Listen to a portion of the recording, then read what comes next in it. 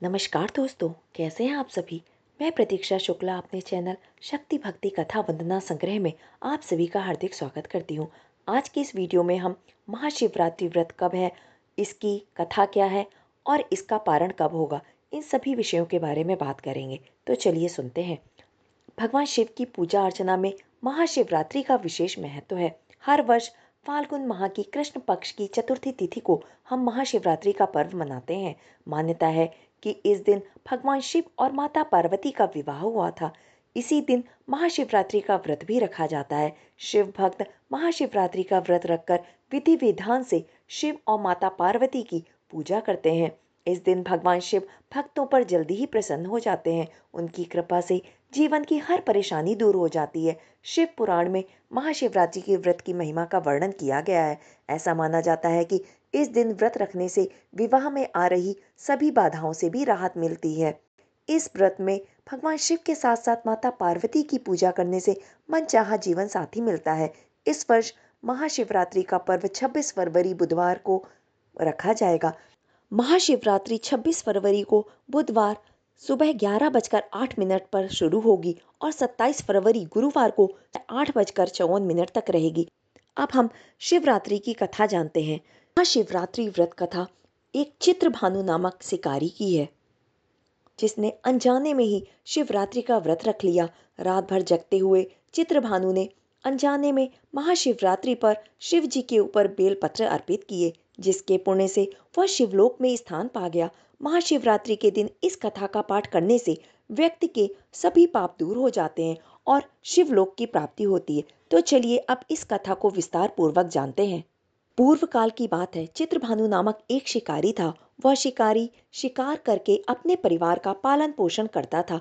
उस शिकारी पर साहूकार का काफी कर्ज था, लेकिन वह उसका कर्ज समय पर नहीं चुका पाया। फिर साहूकार ने शिकारी को शिव मठ में बंदी बना लिया। जिस दिन उसे बंदी बनाया गया उस दिन शिवरात्रि थी। चतुर्दशी के दिन उसने शिवरात्रि व्रत की कथा सुनी और शाम होते ही साहूकार से उसे अपने पास बुलाया और ऋण चुकाने के बारे में कहा। उसके बाद वह फिर शिकार की खोज में निकला। बंदीगृह में रहने के कारण वह बहुत भूखा था। शिकार की तलाश में वह बहुत दूर निकल आया। अंधेरा होने पर उसने जंगल में ही रात बिताने का फैसला किया और पेड़ पर चढ़ गया। उस पेड़ के नीचे शिवलिंग था, जो बेलपत्र के पत्तों से ढका हुआ था। शिकारी को उसके बारे में जानकारी नहीं थी। पेड़ पर चढ़ते समय उसने जो टहनियां तोड़ी वह शिवलिंग पर गिरती रहीं।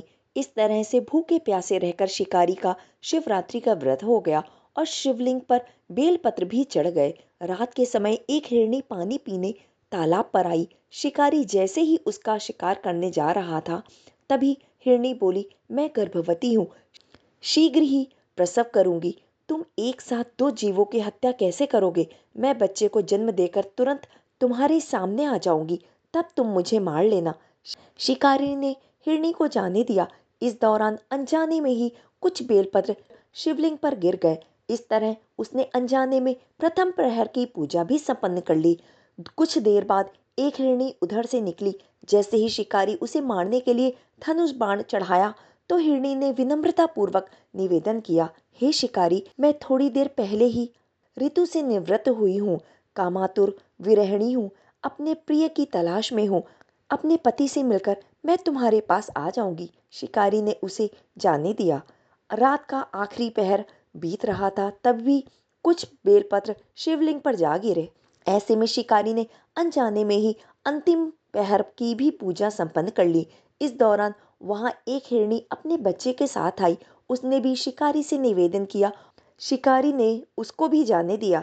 इसके बाद शिकारी के सामने एक हिरण आया। शिकारी ने सोचा, अब तो मैं इसे जाने नहीं दूंगा, इसका शिकार करके ही रहूंगा। तब हिरण ने उससे निवेदन किया, मुझे कुछ समय के लिए जीवन दान दे दो। शिकारी ने पूरी रात की घटना उस हिरण को सुना दी। तब हिरण ने कहा, जिस तरह से तीनों पत्नियां प्रतिज्ञाबद्ध होकर गई थीं, मेरी मृत्यु से अपने धर्म का पालन नहीं कर पाएंगी। जैसे तुमने उन्हें विश्वास पात्र मानकर छोड़ा है, मुझे भी जाने दो। मैं उन सबके साथ तुम्हारे सामने शीघ्र ही उपस्थित होऊंगा। शिकारी ने उसे भी जाने दिया। इस तरह सुबह हो गई। उपवास, रात्रि जागरण और शिवलिंग पर बेलपत्र चढ़ाने से अनजाने में ही शिवरात्रि की पूजा पूर्ण हो गई, लेकिन अनजाने में हुई पूजा का परिणाम उसे तत्काल ही मिल गया। थोड़ी देर बाद हिरण और उसका परिवार शिकारी के सामने आ गया। उन सभी को देखकर शिकारी को बहुत ही ग्लानि हुई और उसने पूरे परिवार को जीवन दान दे दिया। अनजाने में शिवरात्रि व्रत का पालन करने पर शिकारी को मोक्ष की प्राप्ति हो गई। जब मृत्युकाल में यमदूत जीव को ले जाने आए तो शिव गणों ने उन्हें वापस भेज दिया और उसे शिवलोक ले गए।